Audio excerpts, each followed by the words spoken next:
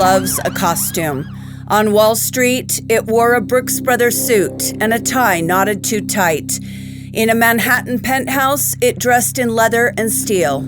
For years, Howard Rubin played both roles, the money man by day, the dungeon master by night.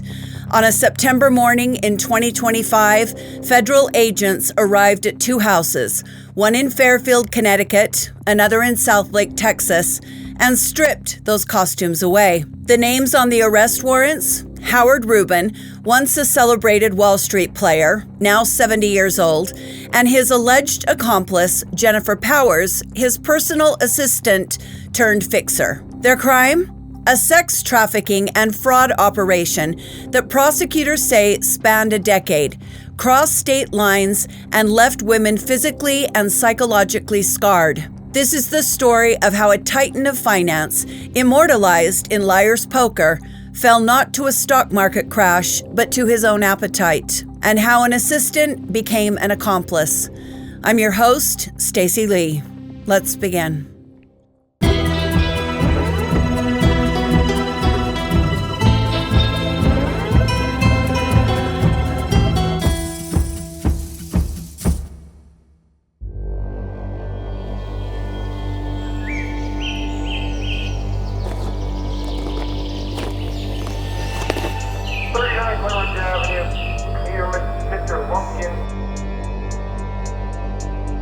FBI agents in Connecticut approached a colonial-style home, while in Texas, another team knocks on a brick house at sunrise. The clock struck September 26, 2025. At a quiet cul-de-sac in Fairfield, Connecticut, FBI agents waited for the green light. Inside the home, Rubin was starting his day. The officers had spent months surveilling, stacking evidence, wiring together financial ledgers with victim testimony. Now they wanted him in cuffs before his coffee. Across the country in Southlake, Texas, agents gathered outside the house of Jennifer Powers. Neighbors described her as a PTA mom, the woman who organized carpools and showed up at bake sales. That morning, they watched her let out in handcuffs. The indictment unsealed in Brooklyn named both Rubin and Powers. 10 counts: sex trafficking, coercion, conspiracy, transportation across state lines, and bank fraud. It read less like a financial document and more like the outline of a horror novel. Rubin was flown to New York for an arraignment. Powers was booked in Texas before extradited east. In Brooklyn's federal court, Rubin's lawyer tried to buy his freedom the way Wall Street men buy everything, with money. They offered a $25 million bail package, private guards, even a GPS anklet. The judge shook his head no. Flight risk, too much wealth, too many contacts, too much history of intimidation, and bail was denied. For a man who'd once moved billions across markets, Rubin now couldn't move across a holding cell. Wall Street called him a quant, a math genius, but it turns out the one number that mattered most was his prison ID. Money manager Howard Rubin has been arrested in Connecticut on federal charges of sex trafficking women. A 10-count indictment charges Rubin and his longtime personal assistant Jennifer Powers with recruiting, coercing, and forcing women for commercial sex acts, transporting the women in interstate commerce. The Department of Justice says Rubin took those women to a Manhattan penthouse apartment that had been converted to a sex dungeon, also to luxury hotels, and then tortured women beyond their consent, including electrocution. It's a fairly detailed prosecution claim here. Prosecutors say the pair forced those victims then to sign non-disclosure agreements that put financial consequences on them if they told. Rubin's charged with bank fraud connected to financing his assistant's Texas mortgage. Now, sex trafficking convictions could carry a life sentence here. Rubin also was sued in 2017 by 3 models who say that he raped them and was ordered to pay millions of dollars for that. Rubin had worked for many Wall Street firms, including Salomon Brothers, Bear Stearns, Merrill Lynch, and also for George Soros. So we're just getting those details right now from the Department of Justice, and we'll continue to pursue more information, Carl. The charges laid out a decade-long pattern, 2009 through 2019. Rubin and Powers, prosecutors allege, lured women into violent encounters disguised as high-paid sessions. At first, Rubin used luxury Manhattan hotels, suites at the Ritz, the Plaza, the Four Seasons. Women were flown in. NDAs were signed. Envelopes of cash were exchanged. But soon, hotels became too public and too porous. Rubin bought a 2-bedroom penthouse near Central Park, and that's where the walls turned red. One bedroom became a soundproof dungeon, chains bolted into beams, padded cuffs, gags, clamps, and even devices designed for electric shocks. Oh boy. The room was lined to mute screams. Prosecutors called it purpose-built. Victims called it hell. Women told investigators they were promised $2,000 to $5,000 a night for consensual BDSM. Instead, safe words were ignored, scenes escalated until they fainted, and injuries piled up. At least one victim said she left with broken ribs. Another described burns from electrical current. To protect himself, Rubin weaponized paperwork, NDAs with clauses about assumption of risk, contracts that read like waivers at an amusement park, except his ride ended in hospitals. Rubin allegedly paid out over $1 million to women during this operation, and Jennifer Powers handled much of it, keeping the transactions under the $10,000 reporting limit, dispersing funds through PayPal and wire transfers. As you probably know, anything under $10,000 doesn't have to be reported. These payments weren't just wages, they were silencing fees.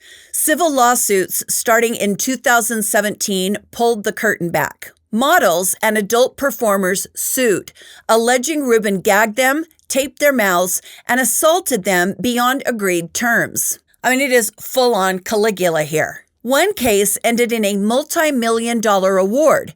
Rubin appealed. Some cases settled quietly, but the lawsuits made the word dungeon part of his public bio. For years, Rubin dodged, but in 2025, prosecutors finally chained the financial math to the human testimony, and the Red Room became Exhibit A. Wall Street once accused Rubin of risky investments. They didn't know the riskiest portfolio was hiding in his spare bedroom.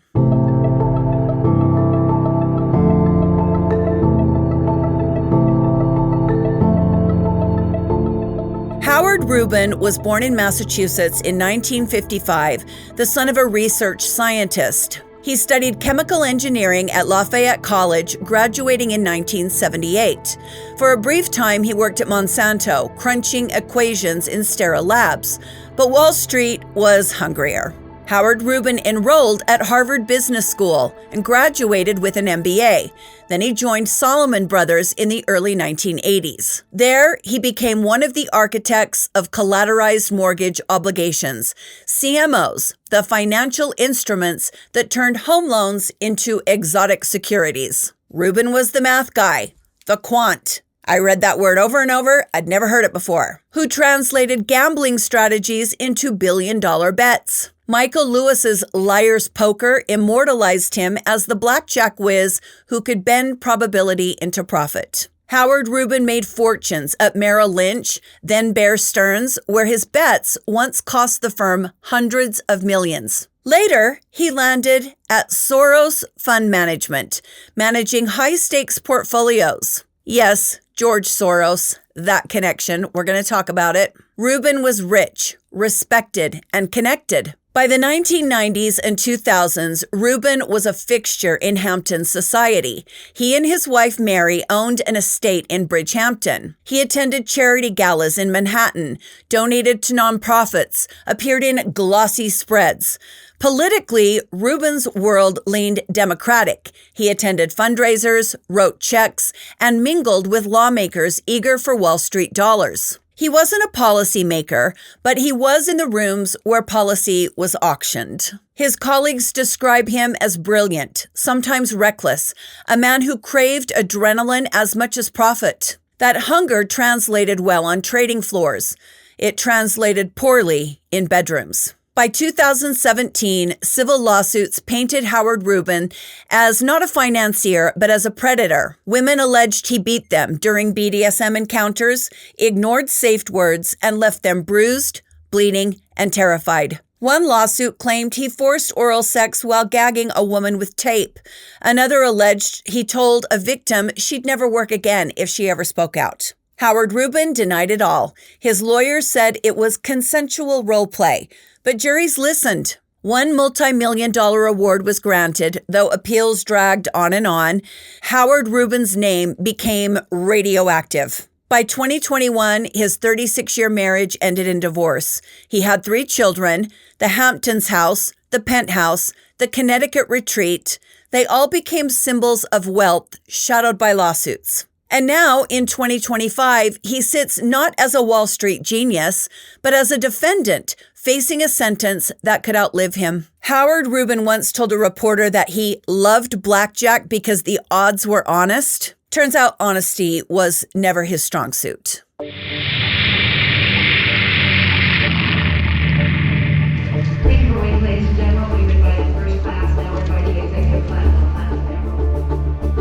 Every empire needs a lieutenant.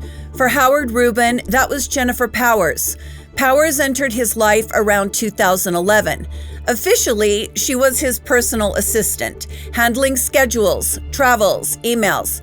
Unofficially, prosecutors say she became the logistics mastermind of his trafficking operation. There is nothing worse than a woman who works to hurt other women. Nothing, at least in the adult world. Jennifer Powers recruited women, often through word of mouth, modeling circles, and online ads. She handled travel, booking flights into New York, arranging cars to Rubin's penthouse. She managed the money as well. Wire transfers, PayPal, Venmo, sometimes broken into amounts under $10,000 to avoid banking scrutiny. She arranged the NDAs, shuttled contracts, soothed anxious recruits with promises of quick payment. One victim told investigators that Jennifer Powers was the one who handed her a non-disclosure agreement thicker than a phone book. The papers spelled out risks, injury, humiliation, the assumption of liability. Powers smiled and said, "Just standard paperwork." She wasn't just a scheduler, she was a gatekeeper.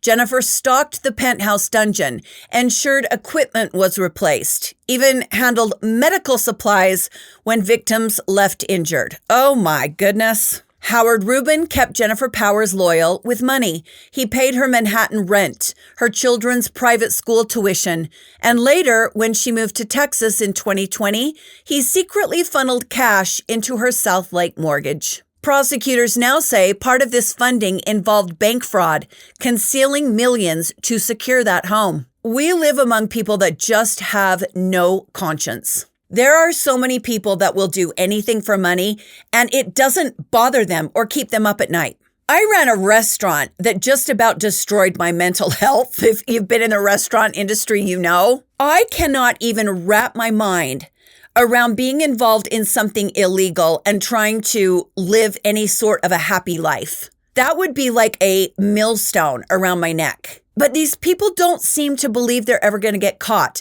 And maybe it's because they're rubbing up against powerful people. But every time I tell one of these stories, I think about, how do these people sleep at night? Like, why aren't they worried about getting caught? We all know they don't have any morals or ethics, so that doesn't keep them awake. But why doesn't the threat of being caught and going to prison keep them awake? I could not handle it. I couldn't deal with it. On September 26th, 2025, FBI agents showed up at Jennifer's South Lake house. Her neighbors gasped. Jennifer had been their reliable carpool mom, the one who waved at the mailbox. That morning, they watched her step out in handcuffs. Jennifer once bragged that she could book anything.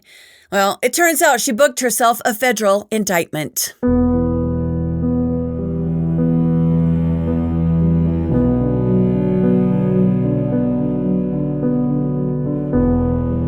The indictment lists 10 victims, Jane Does 1 through 10. Prosecutors believe there are dozens more.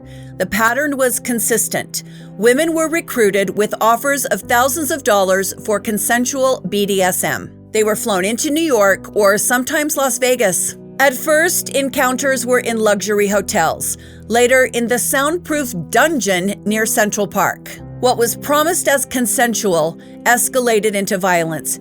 Gagging, electrocution, ignoring safe words, assaults that left permanent injuries. Monsters. We live among monsters. In one alleged incident, Howard Rubin gagged a woman with duct tape, struck her until she bled, and ignored her attempts to make him stop. Another woman said she blacked out after repeated strikes, only to wake up restrained. Several women required hospital visits. The civil lawsuits filed in 2017 foreshadowed the 2025 charges. 3 women sued Howard Rubin under the Trafficking Victims Protection Act, alleging brutal assaults. And like I said, a jury awarded multi-million-dollar damages, though appeals and settlements did drag on. More women filed suits in 2018 and 2019, describing eerily similar patterns. The NDAs, the dungeon, the violence. But lawsuits cost only money, and for Howard Rubin, he has plenty of it. A criminal indictment costs freedom. I find it very disturbing that after multiple lawsuits, and one of them being so successful that the woman got multi-millions of dollars, it took 5 more years to file criminal charges. The women came from varied backgrounds. Some were models and performers. Some were facing financial hardship. Some of the women were lured by promises of glamour. Others just needed money. All of them were left with trauma. The FBI has now launched a tip line. Survivors are being urged to come forward, even if they do so anonymously. Of course, they would have to have some sort of proof. Prosecutors believe that Rubin and Powers operated a trafficking machine far larger than what has already been revealed. In a couple of articles that I found, Howard Rubin is called a market maker. Well, prosecutors say he's cornered the market on NDAs, if nothing else.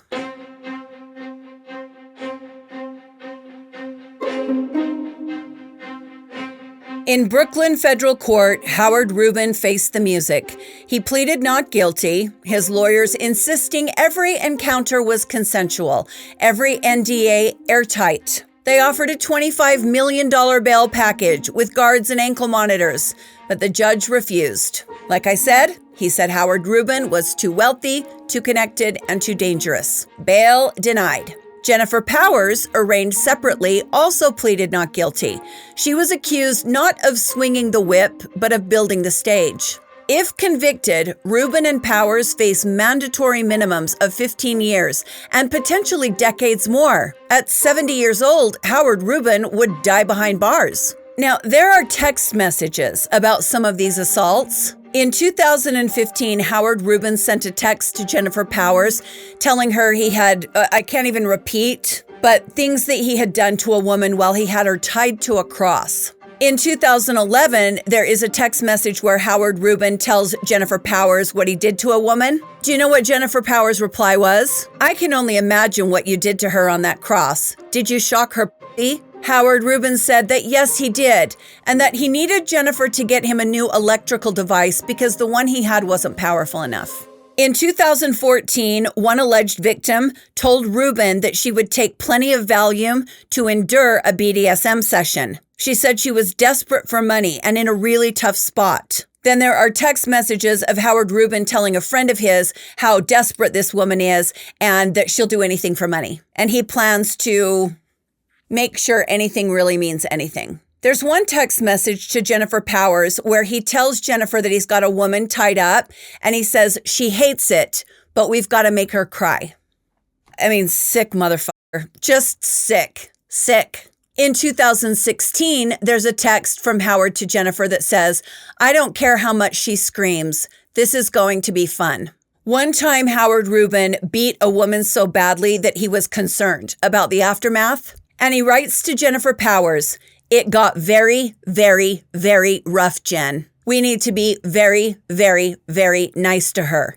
Important trust. Jennifer Powers replied back to Howard Rubin and said, I'm being very nice to her. I just hope you know what you're doing. Bitch, I hope you know what you're doing. I hope you know now. The trial will be a battlefield. defense attorneys will lean on NDAs and payment records, arguing that women were consensual participants. Prosecutors will counter with testimony of trauma, medical reports, financial records, and the physical reality of a soundproofed red dungeon. I mean, can you imagine you're walking down on the street every day past, I'm sure a nice building, and then you find out later on that there's a soundproof red painted dungeon? I mean, it's New York City. I guess it's not all that shocking. Overlaying it all are Howard Rubin's connections.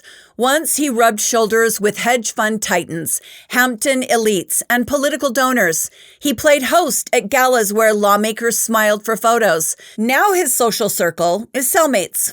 And for Jennifer Powers, the PTA mom turned fixer, faces decades in prison, her children watching as prosecutors describe her role in feeding victims into this sick machine. How shameful for her. Now, I mentioned George Soros. Howard Rubin worked at Soros for a long time. The connections between him and George Soros have not yet been confirmed. So I have to tread a little bit lightly there, but the connections are interesting. And, I will keep you updated as we learn more. But at last, the empire has cracked. The dungeon is silent. The red walls are evidence photos. And Rubin, once celebrated in Liar's Poker as the man who beat the odds, is about to learn that some games you can't win. I have a feeling Howard might meet some people in prison that are going to teach him what it feels like to be a victim.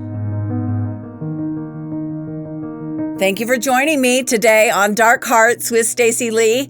Please hit the like button and subscribe to the channel if you want to see more from me. It helps a lot. This is my podcast. It's on Apple and Spotify. I post brand new episodes every Monday and Wednesday. And I have a second podcast coming to Apple and Spotify as well. It's going to be called 15-Minute Mysteries with Stacy Lee. This is our fundraiser. If you watch this short video on my playlist called Fundraisers, it will tell you how you can help us raise money to donate to police departments that have cold case DNA in storage that has never been tested. We are trying to help solve some cold crimes. As always, thank you to my patrons. I appreciate your support, and I appreciate each and every one of you who watch the channel. Stay safe, my friends, and be kind to each other. And I will see you next time on Dark Hearts with Stacy Lee. Bye.